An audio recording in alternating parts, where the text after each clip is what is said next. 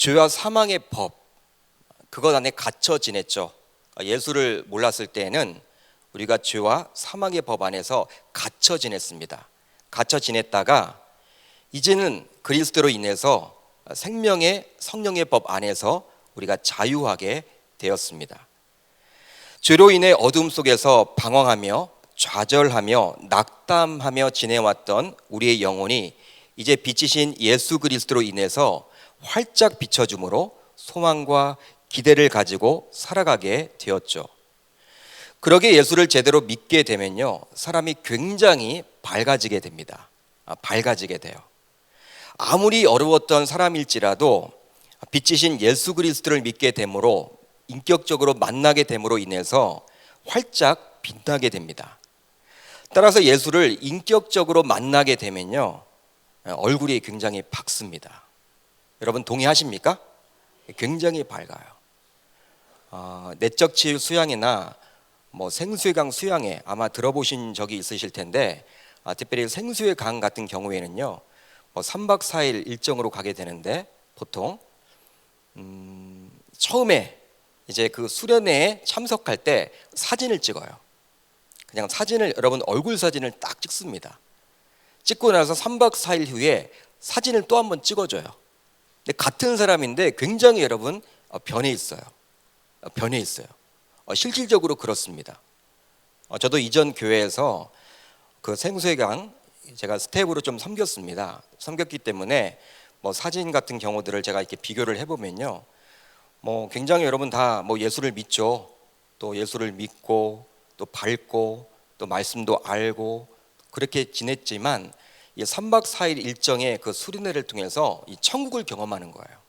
천국을 경험합니다. 우리가 가지고 있는 시계 같은 경우에도 핸드폰도 다 뺏어요. 다 뺏어서 거기에만 집중하도록 합니다. 사업을 하다가 큰 일이 일어나거나 그러면요, 이제 스텝을 통해서 살짝 알려주죠. 그러니까 우리가 보통 이 핸드폰이나 시계 때문에 주님께 집중하지 못한다, 이런 취지 때문에 3박 4일 일정 동안은요, 정말 그렇게 좀 갇혀 지내요. 말씀 안에, 기도 안에, 예배 안에. 그러다 보면 이 3박 4일이 지나고 난 다음에 얼굴이 굉장히 달라져 있는 그 모습을 보게 됩니다. 그러니까 처음에는 여러분 남자들께 찍으면요, 굉장히 어떻습니까? 무뚝뚝하죠. 무뚝뚝해요. 대부분이 그래요. 활짝 좀 웃어보세요. 치즈 한번 해보세요. 김치 한번 해보세요. 여러분 이렇게 해도요, 잘 안 돼요. 한국 남자들은 잘 못 웃어요. 그런데 이렇게 3박 4일 이후에 다시 한번 찍어드리면요, 굉장히 밝아요. 아무튼 예수님을 인격적으로 만나고 경험하게 되면요, 아무리 이렇게 어두웠던 분들도 밝아지는 그 모습들을 우리가 보게 되는 것이죠. 여러분 사람이 잘 웃습니다. 그리고 인상이 굉장히 저처럼 좋아져요.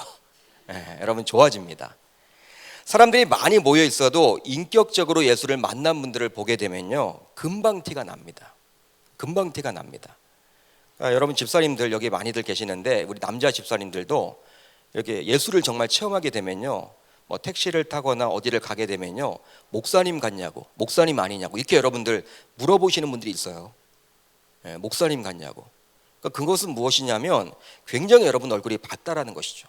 얼굴이 밝고 즐겁고 기쁘고, 여러분 그 내면에서 여러분 나오는 그 생수, 그 기쁨이 여러분 가득 찬 그 모습을 우리가 보여주는 것이죠. 뭐라 할까요, 여러분? 얼굴에서 말투에서 예수가 묻어납니다. 예수를 인격적으로 만난 분들은 드세지가 않아요. 고집센 사람처럼 완고하게 보이지를 않습니다. 그렇기 때문에 순전한 어린 아이들과도 잘 어울리게 돼요. 또 예수를 인격적으로 만나게 되면요, 굉장히 부정적인 사람도 이제 변해서 긍정적인 사람으로 변해요. 여러분 예수를 제대로 믿으면요, 부정적일 수가 없어요. 긍정적일 수밖에 없어요. 현실은 여러분 똑같아요. 변하는 건 아무것도 없어요.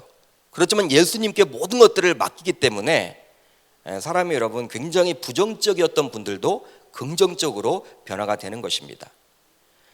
따라서 신앙생활은 사람으로 하여금 굉장히 밝고 긍정적이고 적극적이고 진취적이고 후퇴가 아니라 전진하도록 만들어요. 독일의 초대 수상은 비스마르크라고 합니다. 비스마르크. 비스마르크라는 사람이 이런 유명한 말을 남겼어요. 운명을 겁내는 사람은 운명에 먹히고, 운명에 부딪히는 사람은 운명의 길을 비킨다. 여러분, 어떤 말입니까? 한마디로 말을 하면 무슨 말이냐면 전진해야 함을 말하는 거예요. 전진해야 된다. 그러니까 운명이란 것은 정해져 있는 것이 아니라 우리가 어떻게 하느냐에 따라서 달라진다, 그런 말이에요. 비스마르크는 정치인이기 때문에 신앙적인 면에서 이런 명언을 한 것이 아니겠죠. 이런 명언을 한 것은 아닙니다. 분명해요. 정신입니다. 그러니까 정치인으로서 그러니까 운명이 정해진 게 아니라는 것이죠. 자신이 개발하고 자신이 노력하면 그 운명조차도 바꿀 수 있다라고 이야기를 한 거예요. 그러니까 전진하자, 그런 의미죠. 긍정적인 마인드를 가져야 된다, 그런 말입니다. 그러나 여러분, 이런 비스마르크의 그러한 명언은요, 신앙적으로 보더라도 굉장히 일리가 있습니다. 굉장히 일리가 있어요. 실제로 기독교 신앙은 진취적이고 적극적이고 전진하는 것이기 때문에 기독교가 들어간 나라마다 정치적으로, 경제적으로, 또 문화적으로 번영을 했습니다. 제가 곰곰이 생각을 해봤어요. 곰곰이 생각을 해보니 소위 선진국이란 나라 가운데 기독교 신앙이 없음에도 불구하고 경제적으로 번영을 했고 또 정치적으로도 민주적인 그런 나라는요, 일본뿐인 것 같아요. 일본인 것 같아요. 일본. 여러분, 그 외 모든 나라는요, 기독교 신앙 속에서 정치와 경제가 꽃피워졌습니다. 근데 일본이란 나라는 하나님을 몰라도 잘 살잖아요. 잘 살고 또 정치적으로도 국민들이 선거를 해서 뽑습니다. 여러분, 요즘 일본이 과거의 악행에 대해서 전혀 반성이 없이 우리나라의 경제 보복을 감행해서 국민의 한 사람으로서 굉장히 심기가 불편하지 않습니까? 여러분, 어떤 마음을 가지세요? 되도록이면 막 일본 이거 사야 되냐 말아야 되나 다들 여러분 고민을 하죠. 언론에서도 종종 독일과 일본을 비교하곤 해요. 두 나라 모두 2차 세계대전의 패전국입니다. 패전국이지만 또 짧은 기간 안에 경제적인 성장을 이루었고 강대국이 되었고 경제적으로 또 정치적으로도요, 민주화를 꽃피웠던 나라들이에요. 그런데 차이점이 있습니다. 독일과 일본은 차이점이 있어요. 바로 독일은 자신들이 침략하고 끔찍하게 학살을 행했던 폴란드를 비롯한 유태인들에게 철저하게 머리를 숙이며 그들에게 배상을 했다는 사실이에요. 당시 독일의 히틀러 그리고 나치를 여러분 아실 거예요. 히틀러를 모르는 사람이 있을까요? 여러분, 악인의 대명사 아닙니까? 여러분, 20세기 가운데 가장 악한 사람 한 사람을 꼽아라 하면요, 히틀러를 보통 꼽잖아요. 유태인들을 한 600만 명 죽였다고. 600만 명 가스실에 넣어서.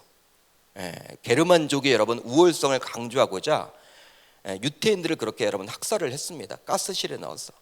굉장히 끔찍하게 여러분 죽였던 사람의 대명사가 바로 이 히틀러와 나치였죠. 그러나 패전 이후 독일은 전쟁을 일으켰던 전범들을 끝까지 찾아 숙청하며 청산을 하게 됩니다. 그리고 부끄러운 과거사를 반성하며 지금까지도 머리를 숙여요. 지금까지도 계속해서 머리를 숙입니다. 잘못했다고. 그러나 여러분, 일본은 어떻습니까? 일본은 어떠해요?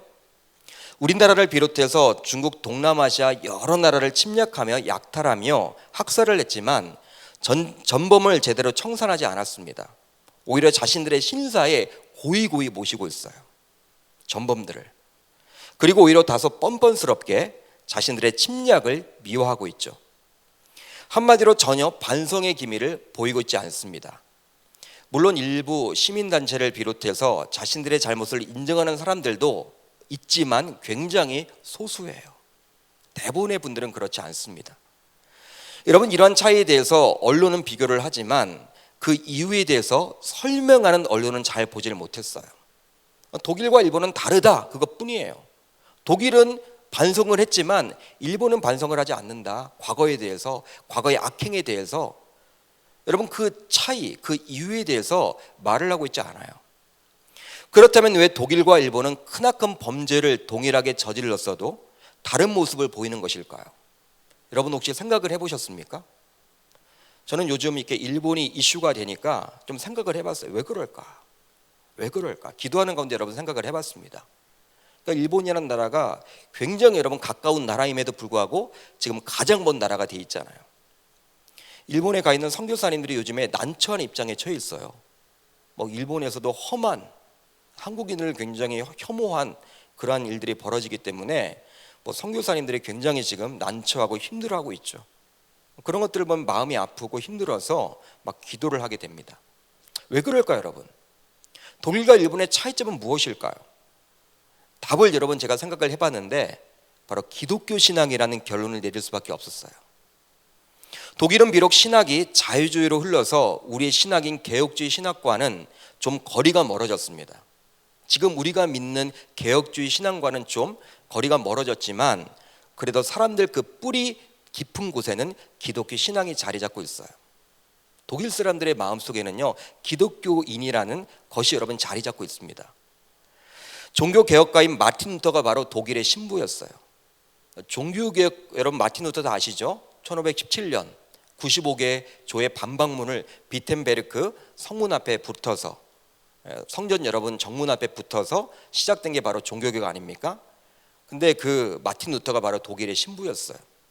라틴어로 되어 있던 성경이 독일어로 가장 먼저 번역이 됩니다. 그러니까 영어나 불어보다도요, 이 독일어 성경이 가장 빨랐어요.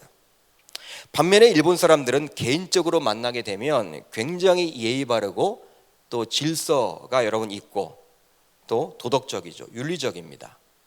식당에서도 아이들이 뛰어노는 경우가 거의 없다 그래요. 뭐 우리나라는 뭐 노 키즈존 들어보셨죠? 어떤 식당은요 아이들을 안 받아요. 아이들 못 들어오게 해요. 노 키즈존. 그러니까 아이들이 들어옴으로 인해서 뭐 다른 분들이 식사하기가 힘들다라는 그러한 컴플레인이 많이 있다 보니 이제 노 키즈존이 여러분 얼마나 많아졌는지 몰라요. 뭐 고급 식당들은 굉장히 여러분 그게 우리나라는 다양해졌습니다. 일본은 거의 노 키즈존이 없어요, 여러분. 왜냐하면 어릴 적부터 그런 교육을 상당히 많이 받기 때문에 그렇다라고 합니다.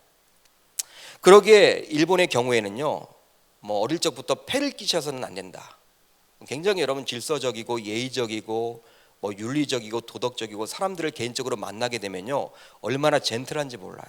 약속도 잘 지키고 인사도 잘하고. 그러게 일본의 경우에는 굉장히 여러분들 뭐 이렇게 사람들과 약속을 굉장히 중요시 여기고, 뭐 일본 사람들이 한번 약속을 하면 잘 지킨다고 하지 않습니까? 뭐 돈도 떼어 먹는 경우들이 거의 없다 그래요. 뭐 갑질하는 경우들도 뭐 있긴 있겠지만 그렇게 많지 않다고 합니다. 그러나 그들에게는 기독교 신앙이 없어요. 기독교 신앙이 없습니다. 물론 기독교가 굉장히 빨리 들어갔지만 일본 사람들은 제대로 기독교 신앙을 갖지를 못했어요. 그러다 보니 아무리 인간적으로 심성이 착하고 도덕적이라 할지라도 죄성을 가진 인간인지라 자신들의 잘못을 반성할 줄을 모릅니다. 따라서 아무것도 아닌 것처럼 생각되어져도 기독교 신앙이 뿌리박혀 있는 개인 민족 국가는 설령 실수를 알고 죄를 짓더라도 반성하고 회개를 하게 돼요. 하나님께서 사람의 양심을 자꾸 움직이는 거예요. 기독교 신자들. 하나님을 알고 있기 때문에 그 양심을 움직여서 회개토록 하고 반성토록 하는 것이죠. 그러나 아무리 인간적으로 훌륭하고 윤리적이고 예의 바른 개인 민족 국가라 할지라도 과거에 대한 철저한 반성이 요원한 것임을 우리가 일본의 경우를 통해서 알 수가 있습니다.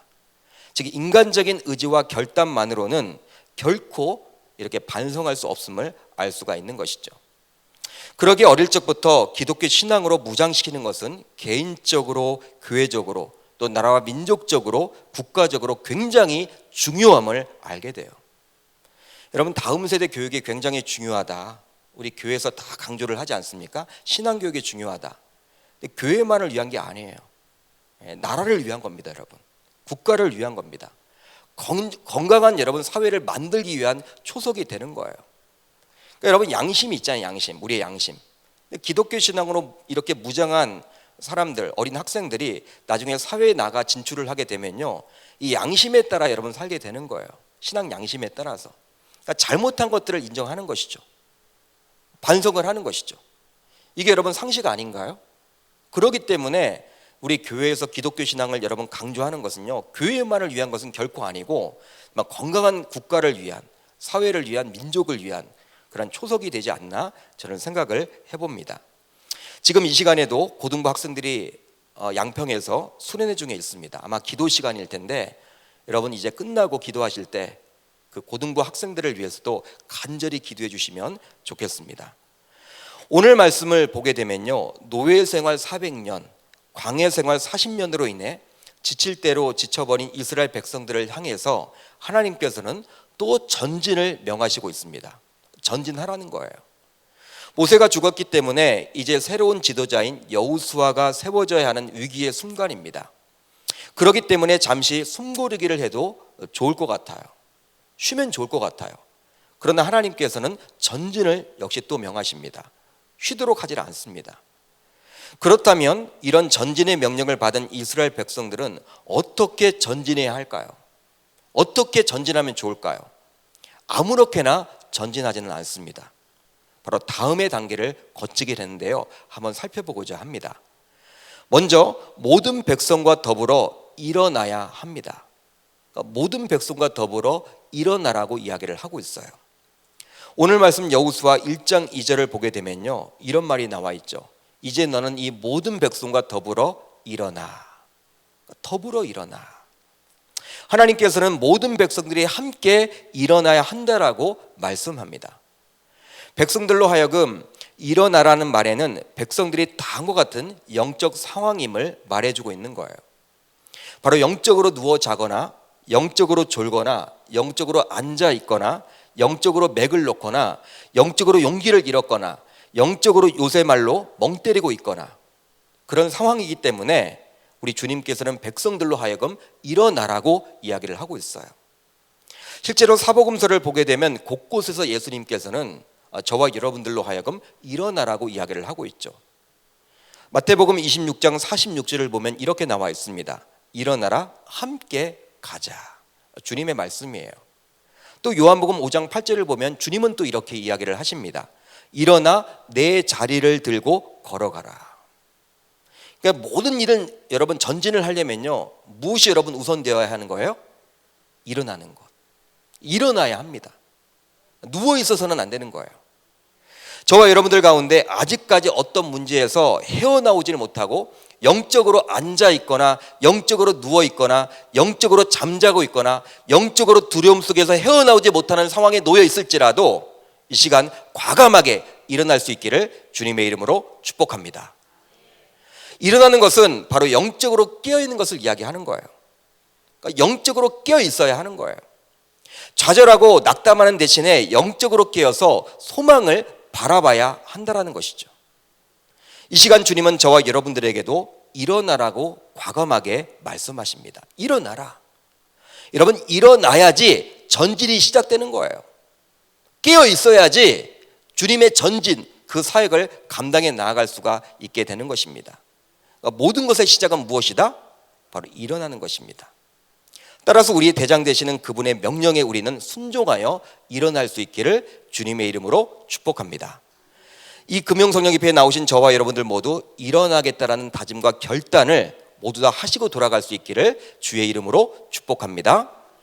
다음으로 요단을 건너야 합니다. 요단을 건너야 한다.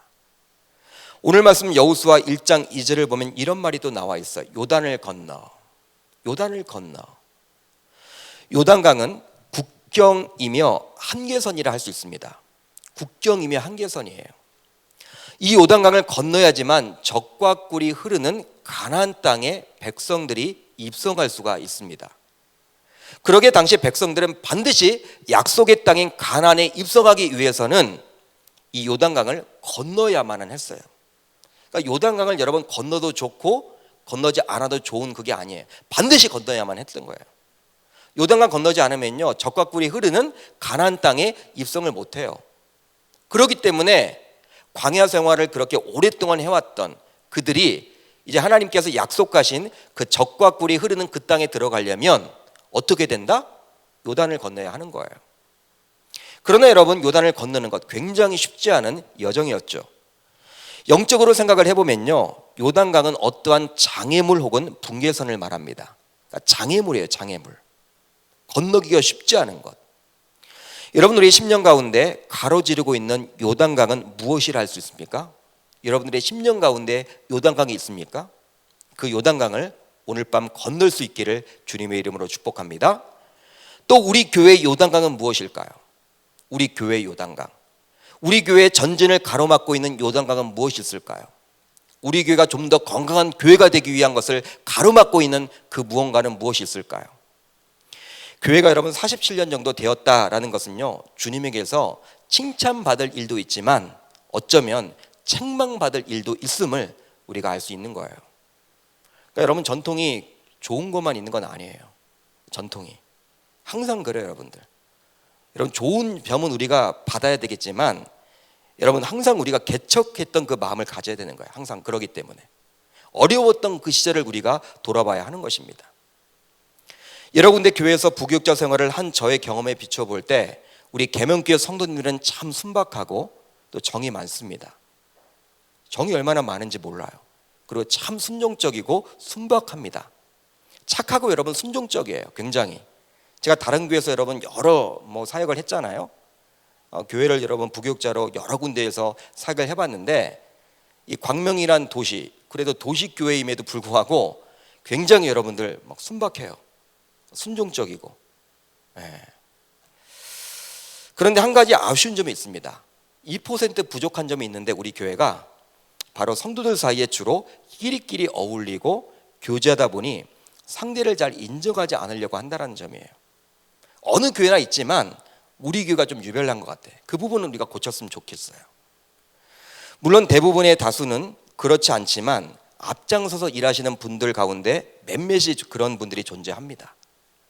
이렇게 끼리끼리 모여 사역을 하다 보니 사역은 잘 돼요. 손발이 여러분 잘 맞는 것이죠. 손발이 잘 맞으니까 사역은 잘 돼요. 그러게 그분들에게 사역에 자꾸 맡겨지는 것도 현실입니다. 그런데 문제는 그곳에 새로운 사람들이 들어가서 잘 적응을 하지 못한다는 거예요. 그러게 항상 시한폭탄을 가지고 있는 것 같습니다. 제가 느끼기엔 그래요. 언제 폭발할지 몰라요. 여러분, 교회가 사역만을 위해서 존재하는 것은 아니지 않습니까? 은혜장이 되어야 하는데 끼리끼리만 어울리고 교제를 하다 보니 새가족들의 정착이 잘 쉽지가 않고 또 언제든지 교회가 깨질 염려가 있어요. 저만 그렇게 느끼나요? 여러분들은 그렇게 느끼지 않습니까? 항상 불안합니다. 제가 느끼기에는. 물론 기도하시는 분들이 곳곳에 계시기 때문에 그렇게 되지는 않겠지만 저는 그런 끼리끼리의 문화가 우리 교회가 건너야 될 요단강이라고 저는 생각을 합니다. 이 요단강을 건너지 못하면 우리 교회는 더 이상 전진하여 나아갈 수가 없어요. 전진하여 나아갈 수가 없어요. 그냥 이대로 지내는 거예요. 요단강을 건너면 적과 꿀이 흐르는 가나안 땅에 도착을 할 수가 있는데, 한 번 더 도약을 할 수가 있는데, 여러분 이 끼리끼리 문화, 우리끼리 여러분 잘 지내는 것, 몇몇이 여러분 잘 어울리는 것, 새로운 사람들을 잘 배척하는 그런 것들, 사랑방에서 그렇게 할 수도 있고 사역의 장에서도 그렇게 할 수 있지만 그것은 여러분 우리가 반드시 건너야 될 요단강이라 저는 생각을 합니다. 저와 여러분들 모두 더욱더 건강한 교회가 되기를 소망한다면 우리 계명교회가 좀 더 상대에 대해서 너그러워지며 유연해질 수 있기를 주의 이름으로 축복합니다. 나의 생각이 달라도, 나와 생각이 달라도 상대를 인정해 볼 수 있기를 바라요. 쉽지 않아요, 여러분. 그렇지만 받아들여 보려고 한번 생각을 해보십시오. 이 시간 나 자신을 한번 돌아보면 좋겠습니다. 돌아보시면 좋겠어요. 내가 주로 어울리는 분들은 누구입니까? 여러분, 이렇게 우리 교회 수백 명의 사람들이 있는데 여러분 좀 이렇게 접근하십니까? 일부러 다가가십니까? 항상 여러분 어울리는 분들만 어울리지 않으세요? 그리고 나와 주로 사역하시는 분들은 누구입니까? 대화를 하시는 분들은 누구예요? 나와 생각이 다른 사람하고는 교회 내에 있어도 인사조차 하지 않지 않습니까? 그렇다면 나 자신부터 교회의 전진을 가로막는 그 요단강을 이 밤 깨트려야 될 줄 믿습니다. 반드시 건너야 될 줄 믿습니다. 그러니까 요단강을 건너야 돼요. 그래야지만 우리 교회에 진보가 나타나는 거예요. 전진이 있는 거예요. 하나님께서 우리 교회에게 젖과 꿀이 흐르는 것들을 주려고 하는데 우리가 요단강을 건너지 않으면요, 그냥 항상 여러분 이대로 있는 거예요. 이대로 조사하오니. 저와 여러분들 이 밤 우리 주님께서 요단강을 건너라고 이야기를 합니다. 우리 교회 전진을 가로막는 그 요단강을 건너볼 수 있기를 주의 이름으로 축복합니다. 마지막으로 약속의 땅으로 가야 합니다. 약속의 땅으로 가야 한다. 오늘 말씀 여호수아 1장 2절을 보면요, 이런 말이 나와 있어요. 내가 그들 곧 이스라엘 자손에게 주는 그 땅으로 가라. 그 땅으로 가라. 이 약속의 땅은 축복의 땅이지만 이스라엘 백성들이 반드시 개척해야만 하는 땅이었어요. 반드시 개척을 해야만 하는 땅이었어요. 우리가 건강한 교회를 꿈꾼다면 그런 건강한 교회가 되기 위해서 우리의 헌신이 필요함을 말해주고 있는 거예요. 그냥 가만히 앉아 있는다고 해서 우리 계명교회가 건강한 교회가 되지를 못합니다. 즉 요단을 건넜다면 이젠 약속한 땅으로 전진을 해야만 하는 것이죠. 여러분, 이제 걸어 다녀야 하는 거예요. 그것이 바로 무엇입니까? 바로 약속한 땅으로 가는 것이죠. 저와 여러분들의 신앙의 여정 속에서 우리는 하나님의 약속의 말씀인 하나님의 말씀인 성경을 붙들어야만 합니다. 그 약속의 말씀인 성경 말씀에 의거해서 우리는 헌신을 해 나가야 하는 것이죠. 그렇게 될 때 우리는 건강한 신자요, 건강한 교회가 되는 줄 믿습니다. 여러분, 그렇다면 이제 전진을 하면서 신자는 어떤 태도를 가져야만 할까요? 어떤 태도를 가져야만 하겠습니까? 우선 강하고 담대해야 합니다. 강하고 담대해야 돼요. 오늘 말씀 여호수아 1장 6절을 보면 이렇게 나와 있어요. 강하고 담대하라. 너는 내가 그들의 조상에게 맹세하여 그들에게 주리라 한 땅을 이 백성에게 차지하게 하리라. 눈에 보이는 객관적인 전력을 보게 되면요, 정복해야 될 가나안 땅에 거주하는 민족인 아낙 자손, 굉장히 거인족이었죠. 그리고 가나안 7족속은 똘똘 뭉쳐 있습니다. 그리고 그들은 무기를 개발했어요. 추신 무기를 개발했고요. 그리고 그 무기를 가지고 전쟁 준비를 다 마치는 상황이었어요. 훈련을 얼마나 했는지 몰라요. 즉 새로운 무기도 개발하고 군사훈련도 마치는 상태였죠. 반면에 이스라엘 백성들은 아무 무기도 가지고 있지 못한 형편입니다. 그렇기 때문에 아무 무기가 없이 빈손으로 전쟁을 치루하기 때문에 객관적인 전력은 가나안 땅에 살고 있었던 민족이 훨씬 우세했어요. 그러나 주님께서는 여호수아에게 어떻게 말을 하고 있습니까? 강하고 담대하라고 말을 하고 있어요. 강하고 담대하라. 그 이유가 있는데 하나님께서 함께 하실 것이기 때문에 그리하는 거예요. 사탄은 자꾸 신자들에게 속삭이죠. 두려워하도록 말입니다. 두려워하도록 이야기를 해요. 여러 상황과 환경 속에서 두려움에 떨도록 요구를 합니다. 그러게 우리들은 이런 사탄의 속삭임을 영적으로 잘 분별해서 강하고 담대해야 될 줄 믿습니다. 눈에 보이지는 않지만 여호와 하나님께서 함께 하시기 때문에 저와 여러분들은 강하고 담대할 수가 있는 거예요. 여러분, 무엇 때문에 두려움에 떨고 계십니까? 무엇 때문에 두려움에 떨고 계세요? 그 두려움은 하나님이 주시는 것이 아니에요. 사탄의 속삭임입니다. 여러분들이 하나님을 믿고 하나님 믿고 나아간다면 그 하나님은 여러분과 함께 하시는 거예요. 눈에 보이지 않지만 그 영안을 떠서 그 하나님을 볼 수 있기를 주의 이름으로 축복합니다. 그렇게 됨으로 말미암아 우리는 강하고 담대하게 나아갈 수가 있게 되는 거예요. 다음으로 좌우로 치우치지 말아야 합니다. 오늘 말씀 여호수아 1장 7절을 보면요, 이렇게 나와 있죠. 우리 한번 같이 읽어보도록 합니다. 시작.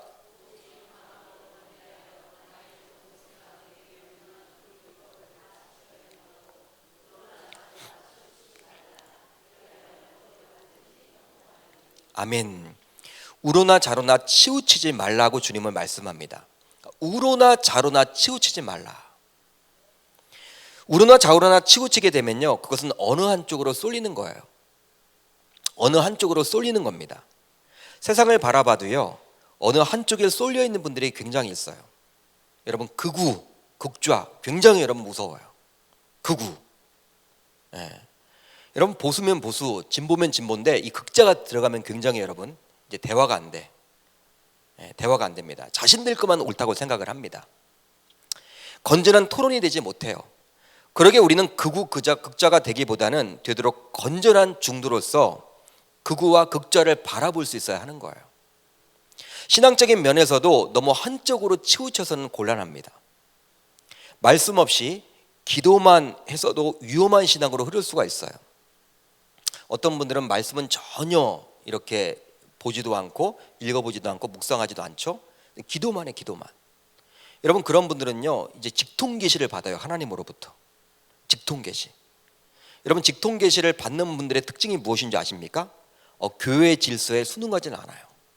목사님의 말씀이 들어오지 않아. 왜? 자신은 하나님으로부터 직접 받기 때문에 주일 아무리 목사님이 명설교를 하더라도 무시해버려요.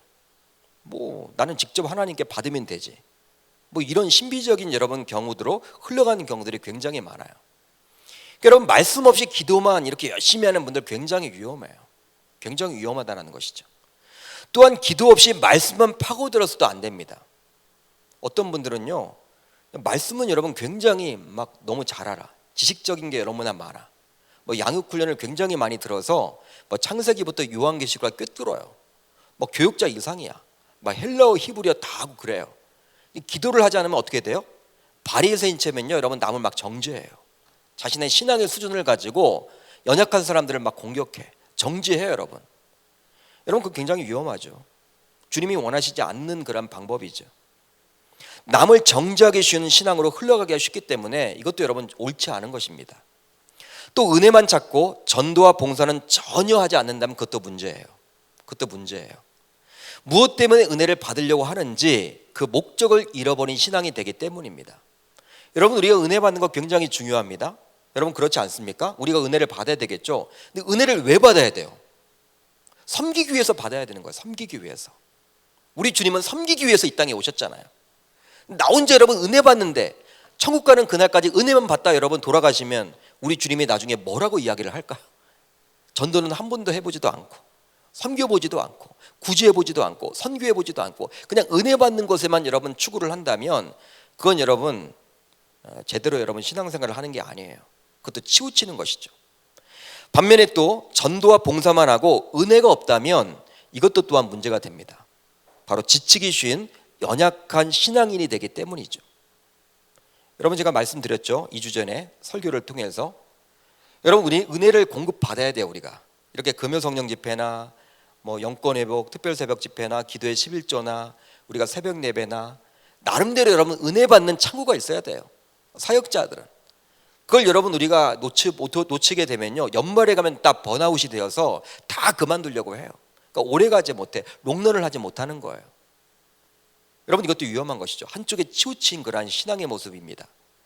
주님은 이러한 위험을 잘 알고 있기 때문에 저와 여러분들에게 우로나 좌로나 치우치지 말라고 견만하고 있는 거예요. 혹시 여러분들 가운데 자신의 신앙의 여정 속에서 부족한 면이 보인다면 이 시간 기도하는 가운데 부족한 점을 채워나갈 수 있기를 주의 이름으로 축복합니다. 여러분, 여름철에 한번 이렇게 곰곰이 여러분 한번 자신을 한번 생각해 보세요. 나는 과연 기도가 부족한지, 말씀이 부족한지, 은혜가 부족한지, 또 구제와 또 섬김과 전도가 부족한지. 그러니까 부족한 것이 있으면 그걸 하셔야 돼요. 그걸 채우시는 장이 되어야 해요. 왜? 9월부터는 또 달려야 합니다. 지금 방학이잖아요, 여러분. 뭐 아이들만 방학이 있는 것이 아니라 지금 사랑방을 방학을 하고, 물론 뭐 교사들 뭐 또 농어촌 가야 되고 굉장히 바쁘겠지만 그래도 여러분 우리가 9월 달보다는 덜 바빠요. 그러다 보니 이런 방학을 이용해서 우리 아이들 뭐 이 방학 때 더 바쁘잖아요. 뭐 수학이 부족하면 수학학원을 다녀야 되고, 평상시에 여러분 시간이 없으니까 학교 다닐 때는 뭐 과학이 부족하면 과학학원을 다녀서 이렇게 보충을 하듯이 여러분들도 균형감 있는 신자로서 살아가려면 기도가 부족하면 기도 시간을 더 확보하시길 바라고, 또 말씀을 내가 읽는 것에 굉장히 지금 좀 약하다 그러면 말씀 읽는 시간을 확보하셔서 신앙의 균형을 잘 이루어 나갈 수 있기를 바랍니다. 마지막으로 율법책을 떠나지 말아야 합니다. 율법책을 떠나지 말아야 해요. 오늘 말씀 여호수아 1장 8절을 보시면 이렇게 나와 있습니다. 우리 한번 같이 읽어봅니다. 시작. 이 율법책을 내 입에서 떠나지 말게 하며 주야로 그것을 묵상하여 그 안에 기록된 대로 다 지켜 행하라. 그리하면 내 길이 평탄하게 될 것이며 내가 형통하리라. 아멘.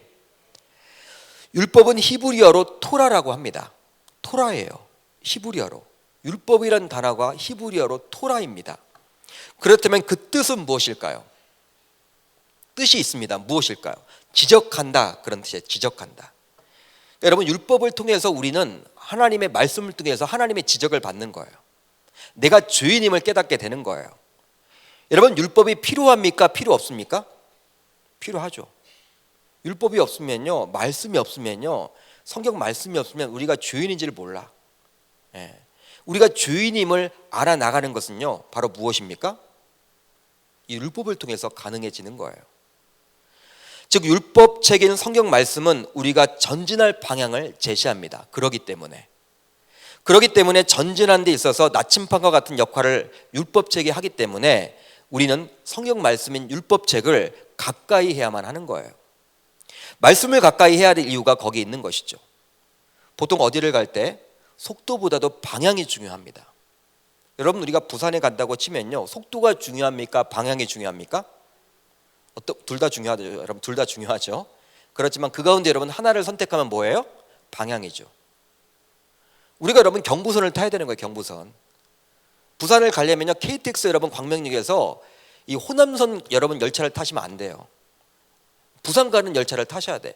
대전을 거쳐서 이렇게 익산 쪽으로 가시는 거 타시면 안 되고요. 바로 여러분 대구 쪽으로 가시는 걸 타셔야 돼요. 그러니까 방향이 중요해요. 방향이. 근데 우리의 신앙의 여정도 마찬가지입니다. 속도도 중요하지만 더 중요한 것은 바른 방향으로 가는 거예요. 바른 방향으로 가는 거예요. 여러분, 우리들 주변에 이단 사이비들이 엄청나게 많아요. 엄청나게 많습니다. 여러분, 우리 계명교회가 끼어 기도해야 될 게 무엇이냐면 주변에 이단들이 얼마나 많은지 몰라요. 만으로 시작되는 교회도 여러분 가까이 있죠. 그 교회도 있고, 이 베레아 여러분, 그렇죠? 그쪽 교회도 있고, 평으로 시작하는 교회도 있고. 여러분, 우리 주변에 얼마나 많은지 몰라요. 뭐 3km 이내에 뭐 전국에 있는 이단들이 다 모여 있어. 이 계명교회 근처에 깨어 있어야 되는 거예요.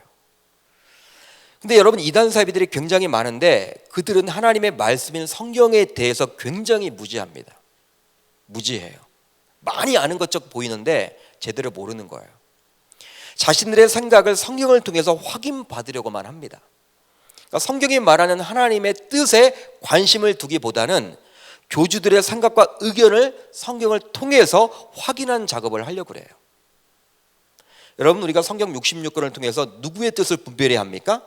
하나님의 뜻을 알아야 되는 것이죠. 그러니까 하나님의 뜻을 발견해야 되는 거예요. 근데 교주의 뜻이 있어요.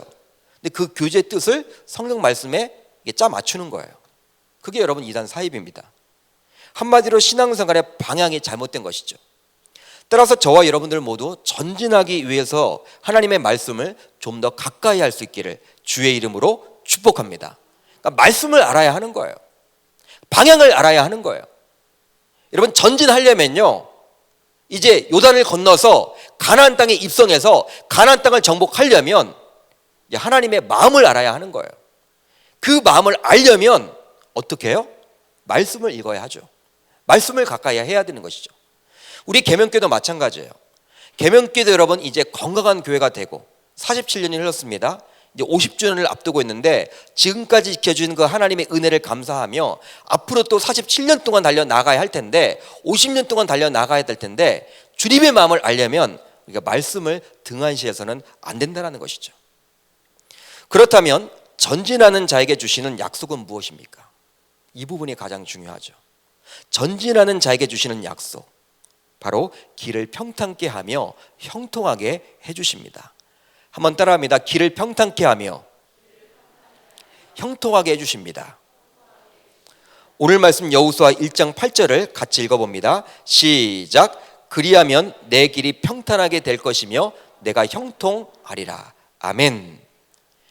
우리가 아무리 이 땅에서 성공적인 삶을 살아가려고 노력하지만 우리의 노력만으로는 결코 불가능합니다. 여러분 해보셨잖아요. 노력만으로는 불가능해요. 건강한 교회, 내 노력으로는 불가능해요. 그런데 주님께서는 마음을 강하게 하고 담대히 하여 성경 말씀을 신앙과 생활의 표준으로 삼고 전진하여 나아가기만 한다면 번성하고 형통하게 하는 복을 주시겠다라고 저와 여러분들에게 약속해 주고 있습니다. 할렐루야. 이게 하나님의 메시지예요. 약속의 메시지예요. 형통은 여러분 다른 데서 오는 게 아니에요. 잘 들어보세요. 마음을 강하게 하고 담대히 하여 성경 말씀을 신앙과 생활의 표준으로 삼아 전진하며 나아가기만 한다면 번성하고 형통하게 되는 복을 주신다라는 거예요. 이것은 우리 주님이 여호수아뿐만 아니라 이 시대 속에서 저와 여러분들에게 주신 동일한 약속의 메시지입니다. 여러분, 우리가 형통하게 되기를 원하십니까? 형통이 여러분 석세스예요. 성공이에요. 세상적인 성공만을 말하고 있지 않아요. 하나님이 정말 인정하는 성공을 말하는 거예요. 그런 성공을 받기 원하세요? 그렇다면 오늘 말씀을 꼭 기억하시기를 바라요. 이 금요성령 집회에 나오신 여러분들 모두 오늘 말씀을 붙잡아서 전진하며 나아갈 수 있는 믿음의 일꾼들이 모두 다 되시기를 주의 이름으로 축복합니다. 여러분, 형통, 하나님은 우리들을 선택하셨습니다. 창세전에 선택하셨어요. 그리고 불러주셨어요. 여러 가지 시련을 통해서 또 우리의 믿음 성장을 이루어 가도록 해주셨습니다. 하나님이 불러주셨고 선택해 주셨기 때문에 하나님은 우리들이 이 땅에서 형통케 되기를 원하세요. 단순히 여러분 형통이라고 해서, 성공이라고 해서 돈, 명예, 권력만을 생각하지 마세요. 하나님이 인정하시는 진정한 형통이 진짜 형통인 거예요. 그걸 주시길 원하세요. 저와 여러분들이 이 밤 그 하나님의 마음을 가지고 기도하는 가운데 그걸 이루어 나갈 수 있기를 주의 이름으로 축복합니다.